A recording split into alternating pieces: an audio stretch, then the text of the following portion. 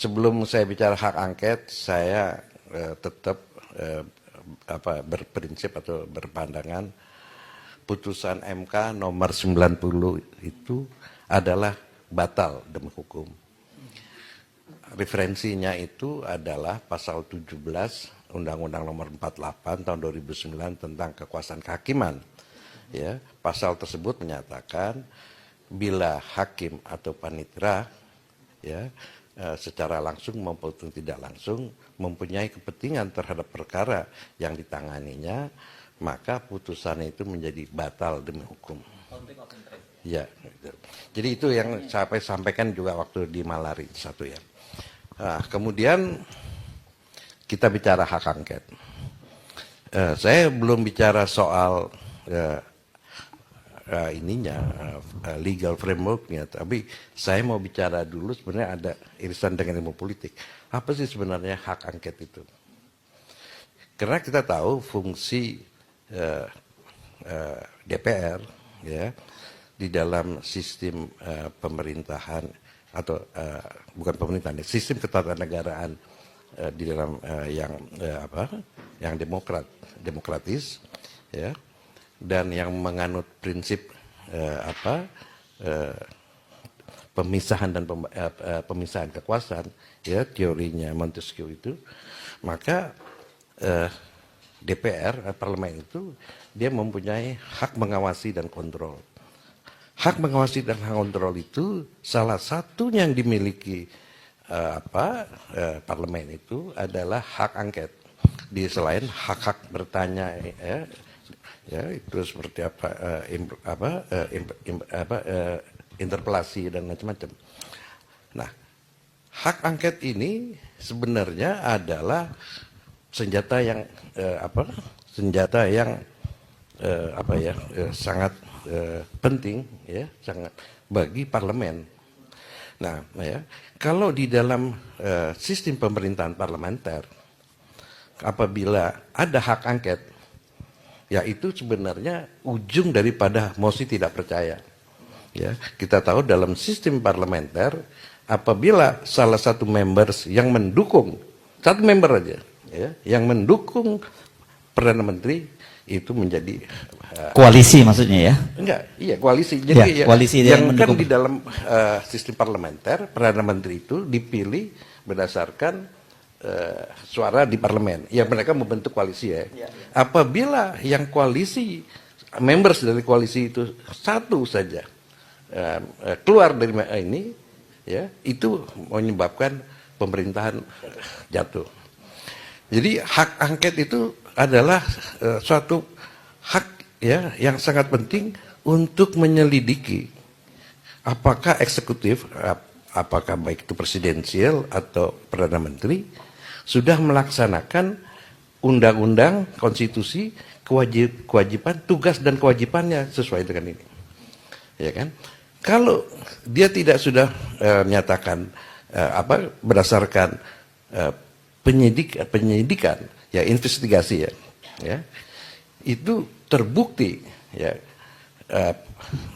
pemerintah melanggar itu bisa macam-macam sanksinya, bisa menegur, merubah, dan termasuk kalau di dalam sistem presidensial gitu memberhentikan pemakzulan. Nah, yang penting di dalam proses hak angket itu dia seperti penyidik ya, aparat hukum biasa ya.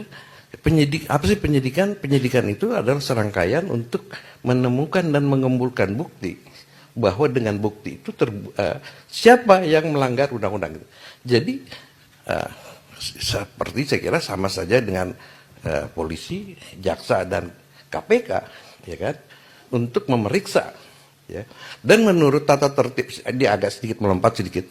Menurut tata tertib yang dilakukan DPR, anggota DPR atau tim angket itu, panitia angket itu bisa memanggil siapapun, termasuk presiden, tentu dengan ada prosedurnya dan ada sanksinya kalau tidak ini kan ya, sanksi pidana, bahkan bukan pidana dalam arti dia bisa dikurung, dipanggil sudah patut ya 2 kali 3 kali itu bisa dengan upaya paksa dan bisa dikurung ya menurut tata tertib yang dilakukan DPR.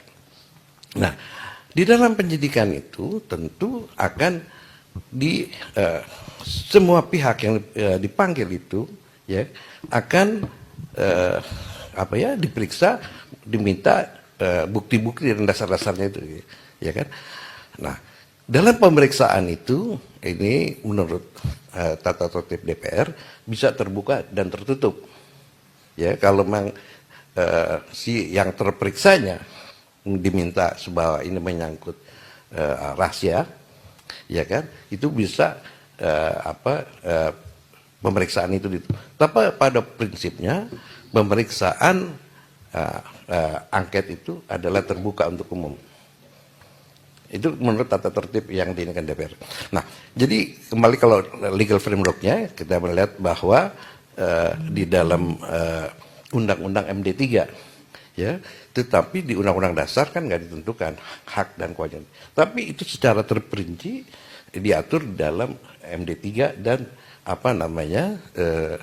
peraturan tata tertib hari ini. Nah, yang menjadi penting di dalam pemeriksaan itu akan dibuka semua ini. Nah, misalnya dalam konteks KPU ini, apa yang diinginkan oleh Pak Jaswara itu, ya sekarang kan lagi berdebat nih, mau apakah ada digital forensik atau tidak, ya itu kan orang yang terperiksa, misalnya KPU dipanggil seluruh jajarannya lengkap nih, misalnya kayak Ibu Husnul dulu pernah diangkat nggak dipanggil, nggak pernah ya. Jadi semua komisioner itu dipanggil dunia. Bisa ditanya ini gimana dan seterusnya, ya kan? Ya, termasuk coba buktikan ini digital forensiknya. Nah ini bisa ini, itu ini. Kita ingat waktu hak angketnya Bank Senturi. Waduh, itu Bu Sri Mulyani sampai pegang ini tasbih gitu kan. Wah dia. Ya kan, pegang tasbih terus kan, ya kan? Dan begitulah kekhawatiran itu bisa dibuka semuanya. Ya kan? Nah, itu. Saya kira ini menjadi penting, ya. Mungkin ini juga ya begini, kan hak angket ini adalah jalurnya jalur politik untuk pemilihan umum.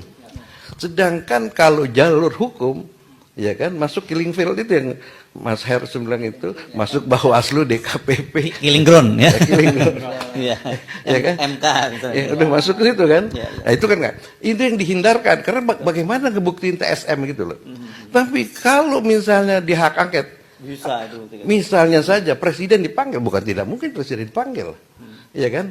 Dipanggil itu bisa terbukti. Kalau memang terbukti, sudah otomatis TSM itu terbukti.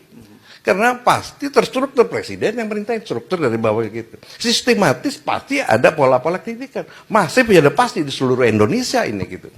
Jadi menurut perkiraan saya, ya bahwa hak angket ini bukannya untuk gertak-gertak aja gitu loh. Ya, tapi ini untuk mengumpulkan bukti ya untuk di Mahkamah Konstitusi. Tetapi juga dengan dibukanya ini, itu kan sebenarnya pelanggaran-pelanggaran yang dilakukan itu terbuka untuk umum. Ya, untuk apa lagi gitu loh. Ya, kalau secara ya ini kalau kita masih punya etik, ya dia mundur aja dong. Kalau misalnya terbukti. Ya, kalau misalnya kalau memang ada instruksi ya KPU harus begini seperti yang sudah disebut, itu kan udah terbukti gitu. Dan ini bahayanya bahwa hak angket ini. Ya jadi jangan dibilang cuman gertak-gertak aja. Nah, kemudian kita tahu hak angket ini kan bisa memberikan impact politik. Jangankanlah sampai putusan. Kan ada yang bilang tidak mungkin bisa ada putusan hak angket. Tapi katakanlah kalau terbentuknya panitia angket, saya yakin pasti terbentuk. Pasti, karena syaratnya udah ini. Dengan dibentuknya panitia angket, maka terbukalah dipanggil, mulai dari kecil dulu. Ya, misalnya ketua KPU-nya dulu kan dipanggil, gitu kan merembet. Ya ke sana, oh menurut keterangan kemana? Merembet itu kan. Itu baru soal KPU, soal bansos.